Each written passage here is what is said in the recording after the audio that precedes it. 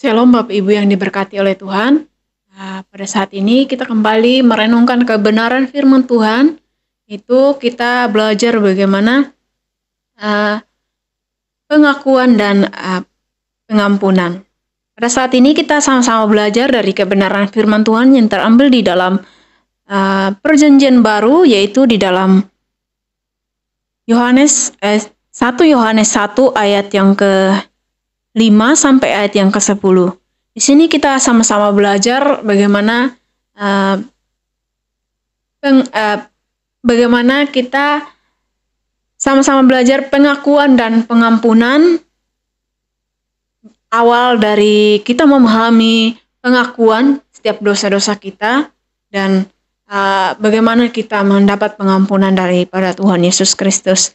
Di dalam surat 1 Yohanes 1 ayat yang ke-5 sampai ayat yang ke-10 ini menjelaskan bahwa di dalam ayat yang ke-5 dikatakan bahwa dan inilah berita yang telah kami dengar dari Dia dan yang kami sampaikan kepada kamu, Allah adalah terang dan di dalam Dia sama sekali tidak ada kegelapan. Ayat yang ke-6, jika kita katakan bahwa kita beroleh persekutuan dengan Dia, namun kita hidup di dalam kegelapan, kita berdusta dan kita tidak melakukan kebenaran. Di sini dijelaskan penulis dari kitab ini adalah Rasul Yohanes, salah satu dari ke-12 murid Tuhan Yesus, menjelaskan, menyampaikan firman Tuhan ini bahwa di dalam Allah itu, karena Allah adalah terang, di dalam Allah itu tidak ada yang namanya kegelapan, tidak ada yang namanya suatu hal dosa yang ada di dalam diri Allah sendiri. Di dalam Allah itu, Dia adalah Allah yang suci, Dia tidak mengenal dosa, Dia tidak berbuat kesalahan, Dia tidak menyimpang daripada kebenaran firman Tuhan. Dia adalah Allah satu-satunya yang suci, yang kita percayai sebagai orang yang percaya kepada Tuhan. Dikatakan bahwa Allah adalah terang dan di dalam Dia sama sekali tidak ada kegelapan. Dikatakan firman Tuhan ini, Rasul Yohanes mengatakan seperti ini, di dalam Allah tidak ada kegelapan satupun, berarti sama sekali dijelaskan bahwa sama sekali sedikit pun tidak ada kejahatan, sedikit pun tidak ada yang namanya dosa di dalam diri Allah. Dia adalah Allah yang kudus dan suci. Di dalam ayat yang ke-6 dikatakan, jika kita katakan bahwa kita beroleh persekutuan dengan Dia, namun kita hidup di dalam kegelapan, kita berdusta dan kita tidak melakukan kebenaran.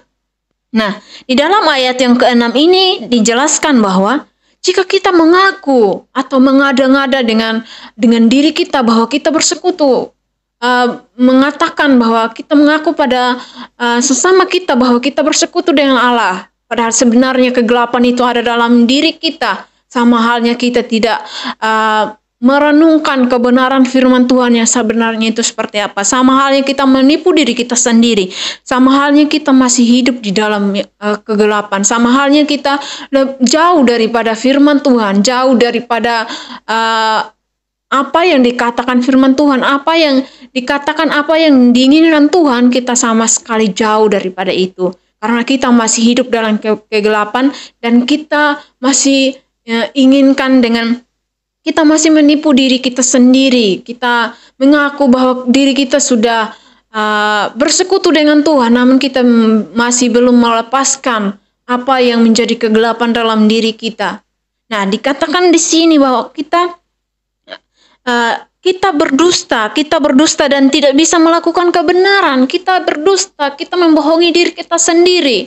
Kita tidak bisa melakukan kebenaran. Kalau kita mengaku dengan hal yang tidak benar, mengaku dengan bersekutu dengan Tuhan, padahal itu masih belum bersekutu dengan Tuhan. Kita masih hidup di dalam kegelapan. Kita itu menipu diri kita sendiri, membohongi diri kita sendiri. Dan itu juga kita melanggar kebenaran firman Tuhan. Kita belum melakukan kebenaran firman Tuhan dalam diri kita. Dikatakan di dalam ayat yang ke-7, tetapi jika kita hidup di dalam terang, sama seperti Dia di dalam terang, maka kita beroleh persekutuan seorang dengan yang lain, dan darah Yesus anaknya itu menyucikan kita daripada dosa kita. Nah, kalau kita bersekutu di dalam Dia, kalau kita hidup di dalam Tuhan, hidup di dalam terang kasih Allah, seperti Allah juga hidup di dalam terang. Kalau kita ada di dalam persekutuan Allah, kita ada di dalam keinginan Allah, kalau kita hidup di dalam apa yang Tuhan inginkan dalam hidup kita, kita hidup seperti sesuai dengan kebenaran firman Tuhan. Kita bersekutu dengan orang lain, kita melakukan apa yang menjadi yang Tuhan inginkan, apa yang Tuhan rindukan dalam hidup kita. Kita akan disucikan, kita akan dihapuskan setiap dosa kita, setiap pelanggaran kita, apapun itu. Dikatakan bahwa, dan di dalam ayat yang ke-7 bahwa maka kita beroleh persekutuan seorang dengan yang lain, dan darah Yesus anaknya itu menyucikan kita daripada segala dosa. Segala dosa tanpa terkecuali, tanpa kita melanggar satu dosa pun Tuhan menghapuskan yang lain, namun Dia tidak menghapuskan lain. Bukan seperti itu. Segala dosa berarti semua dosa kita disucikan, diperbaharui hidup kita, diperbaharui menjadi hidup yang baru, menjadi hidup yang lebih takut akan Tuhan, menjadi hidup yang selalu menjadi anak-anak terang di dalam Tuhan, yang menjadi hidup yang begitu luar biasa diberkati Tuhan dalam hidup kita. Di dalam ayat yang ke-8, jika kita berkata bahwa kita tidak berdosa, maka kita menipu diri kita sendiri dan kebenaran tidak ada dalam diri kita.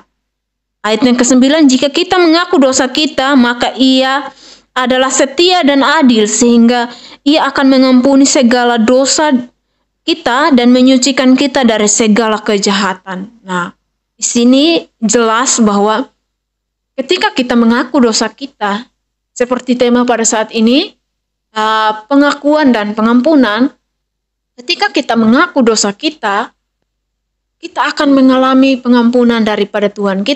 Tuhan akan mengampuni dosa kita, Tuhan akan menyucikan kita, Tuhan akan memperbaharui hidup kita, Tuhan akan membuat kita lebih luar biasa lagi, Bapak Ibu yang diberkati Tuhan. Pada saat ini kembali kita merenungkan kebenaran firman Tuhan ini. Bagaimana kita kembali melihat setiap perbuatan-perbuatan kita. Kita kembali mengakui dosa kita kepada Tuhan.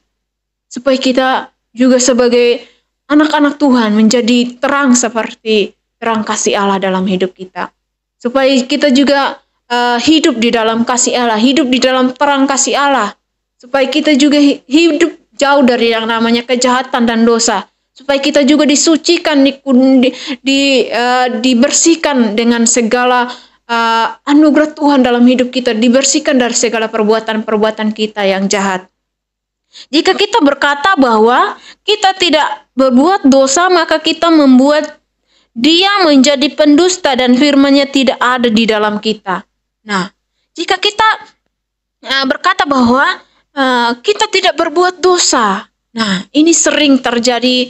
Kadang secara pribadi kita tidak tahu sesama kita seperti apa. Apakah dia sepenuhnya sudah mengakui dosanya atau belum. Kita perlu melihat diri kita sendiri, Bapak Ibu yang diberkati oleh Tuhan. Supaya kita mengaku setiap dosa-dosa kita. Supaya kita juga, kalau mau hidup kita mau diperbarui Tuhan. Mari sama-sama kita mengaku dosa kita kepada Tuhan, supaya kita juga mendapat hidup yang baru daripada Tuhan, supaya kita juga menjadi terang dan membawa dampak yang positif bagi orang-orang sekeliling kita, baik teman-teman kita orang Kristen maupun orang-orang yang belum percaya kepada Tuhan. Lewat kita mengikuti teladan daripada Tuhan, kita harus menjadi anak-anak terang. Kita memiliki Allah yang hidup di dalam terang, kita juga harus menjadi anak-anak terang di dalam Tuhan. Mungkin ini saja yang menjadi perenungan kita pada saat ini. Kiranya firman Tuhan ini terus mengingatkan kita supaya kita tetap datang mengaku setiap dosa-dosa kita di hadapan Tuhan dan mengakui dan mengharapkan berbagai pengampunan daripada Tuhan Yesus Kristus. Shalom, Tuhan Yesus memberkati.